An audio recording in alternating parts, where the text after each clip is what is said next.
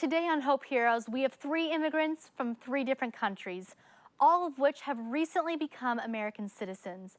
Our first story is about a woman from the Dominican Republic named Denise Viner. To Denise and her family, nothing was bigger than New York City, which is where their American journey begins. I came to America in 1980. I was 12 years old, about to turn 13. I went to New York City. What a difference. Cultural shock. And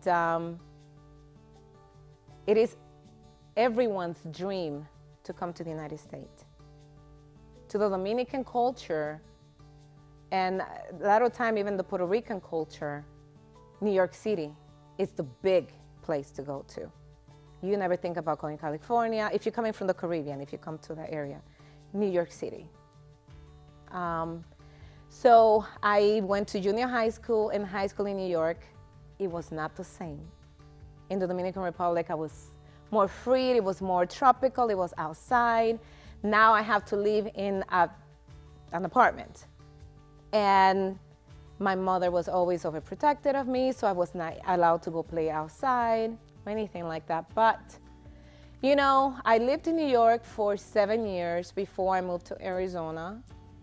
And it was another culture shock. When I got to New York, it was like below zero. Coming from tropical weather to New York City, below zero. We went to Queens, and we were waiting for the subway to go to Manhattan. We were out in the outside. I only had a little tiny sweater on. I was freezing. It was crazy.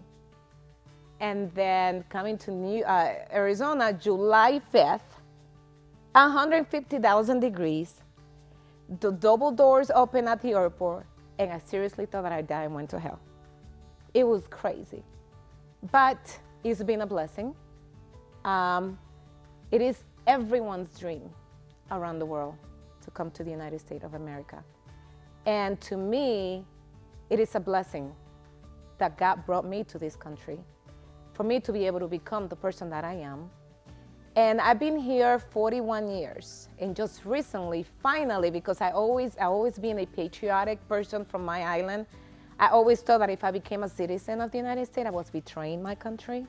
So it took me 41 years for me to become a citizen. And I finally became a citizen on June 1st. And I am so proud of myself. Now I can vote.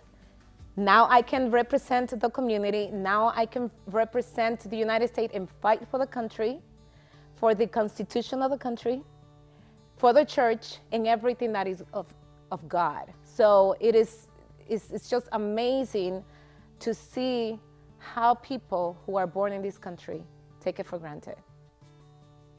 We complain and we criticize the country so much, but they will never live in another country where freedom is not as open as here. And I think that people need to realize that regardless of what's happening in this country, no country is perfect out there. At least you have your right. At least you have your right to speak. At least you have your right to do whatever you want. You have the right to praise God. You have the right to be a Christian.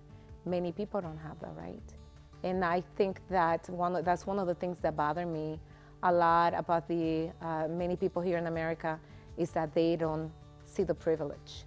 It's not, to me, I don't see it as a white privilege. I see it as everyone's privilege to be here, because we all have the opportunity to prosper. And if I can do it, coming from a third world country, anyone else can do it. And that's the message that I have, is that appreciate America. I just love Denise Viner's story.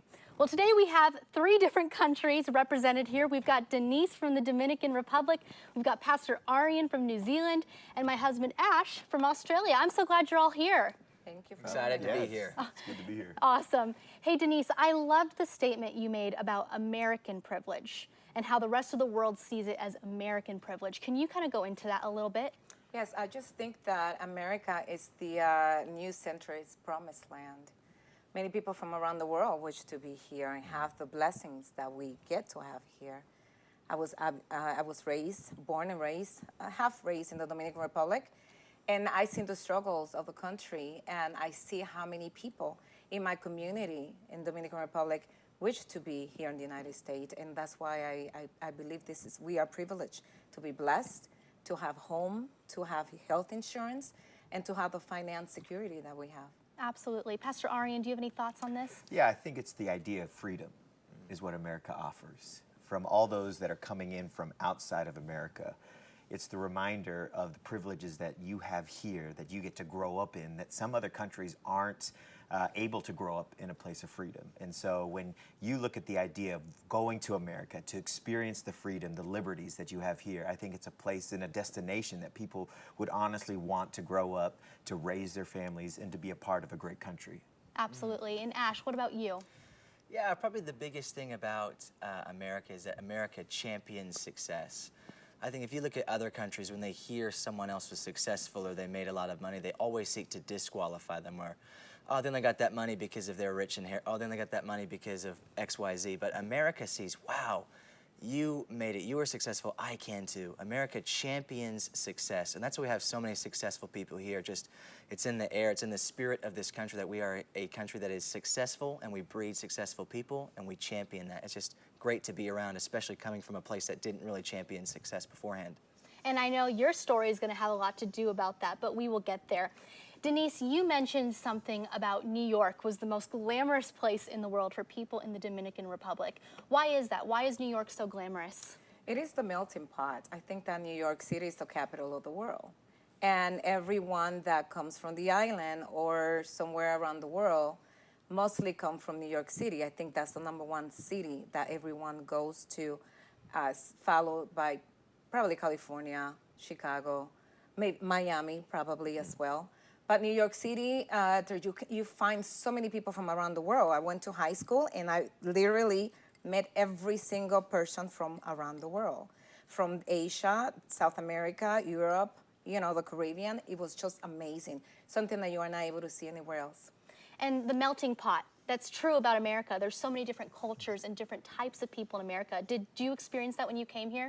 Yeah, I think so. You can begin to look at the different ethnicities and the culture, the demographics. I think anywhere you go, you begin to experience that, whether you landed in New York City or if you came from the islands right to Phoenix, Arizona. I think you experience that wherever you go. What about you? Yeah, I always found there really was a big sense of the community springing up from all over the place. You really could always find someone who shared a background or you ever had a similar life experience. It's very true. And that's probably very unique to America, and that's what makes America so beautiful. Well, Pastor Arian, now we're going to go hear your story.